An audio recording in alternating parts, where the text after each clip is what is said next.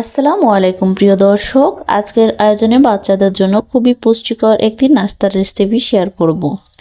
বাচ্চাদেরকে যদি এভাবে সাবুদানা রান্না করে খাওয়ান তাহলে বাচ্চাদের দ্রুত ওজন বাড়াবে, মেধা বিকাশে সহায়তা করবে, উচ্চতা বাড়াবে এবং কোষ্ঠকাঠিন্য সমস্যা দূরে রাখবে। তো কথা না বাড়িয়ে চলে যাচ্ছি মূল রেসিপিতে। এখানে আমি নিয়েছি আমার বাচ্চার চাহিদা অনুযায়ী সাবুদানা। আপনারা আপনার বাচ্চার চাহিদা অনুযায়ী সাবুদানাগুলো নিয়ে নেবেন।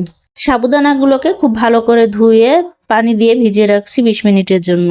এতে করে সাবুদানা রান্না হতে সময় কম লাগবে। এরপর নিয়ে নিচ্ছি বিটরুট। আমি একটা বিটরুটের অর্ধেকটা কেটে তারপর স্কিনটা ছিলে ফেলে দিয়ে একটা গ্রেটারের সাহায্যে গ্রেট করে নিব। বিটরুট কিন্তু বাচ্চাদের রক্ত স্বল্পতা দূর করতে দারুণভাবে কাজ করে। এছাড়াও বাচ্চাদের কোষ্ঠকাঠিন্যের মতো সমস্যা দূর করে। এক কথায় বলা যায় বিটরুটকে একটা পুষ্টির প্যাকেজ বলা হয়। এ পর্যায়ে চলে যাচ্ছি চুলায় একটা প্যান বসিয়ে দিয়ে দিচ্ছি 1 টেবিল চামচের মতো ঘি।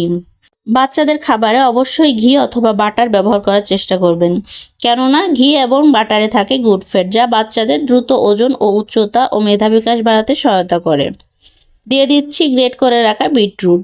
চুলার আঁচ মিডিয়াম টু লো এর মাঝামাঝি রেখে কিছু সময়ের জন্য ভেজে নিচ্ছি। একটু যদি কিছু সময় ভেজে নিই তাহলে কিন্তু বিটরুটের ভিতরে কাঁচা গন্ধটা চলে যাবে। এবার দিয়ে দিচ্ছি পরিমাণ মতো পানি দিয়ে অনবরত নাড়তে হবে, না হলে কিন্তু নিচে লেগে যেতে পারে। এবার কিছু সময় জাল করে নিব।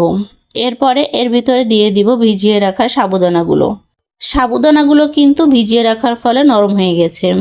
এখন এটা রান্না করতেও কিন্তু সময় কম লাগবে। দর্শক, একটা কথা সবসময় মনে রাখবেন, 1 বছরের নিচে বাচ্চাদের ক্ষেত্রে কিন্তু চিনি অথবা লবণ ব্যবহার করা যাবে না, কেননা এই বয়সে বাচ্চাদের কিডনি এবং লিভার অপরিপক্ক অবস্থায় থাকে।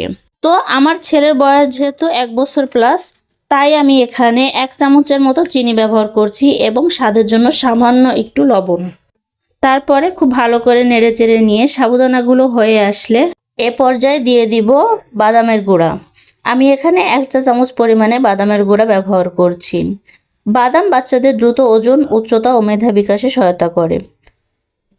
এ পর্যায়ে নাড়াচাড়া করে আপনাদের বাচ্চাকে যতটুকু লিকুইড রেখে খাওয়াতে চান সেভাবে চুলা থেকে নামিয়ে নেবেন। তো এই যে তৈরি হয়ে গেল বাচ্চাদের জন্য একটি পুষ্টিকর মজাদার খাবার রেসিপি। এই খাবারটি বাচ্চারা অল্প পরিমাণে খেলেও অধিক পরিমাণে পুষ্টির চাহিদা পূরণ হবে। দর্শক, এই ছিল আমার আজকের আয়োজন। ভিডিওটি ভালো লাগলে প্লিজ একটি লাইক দিবেন এবং বাচ্চাদের নিত্য নতুন খাবার রেসিপি পেতে আমার চ্যানেলকে সাবস্ক্রাইব করে পাশেই থাকবেন। আল্লাহ হাফেজ।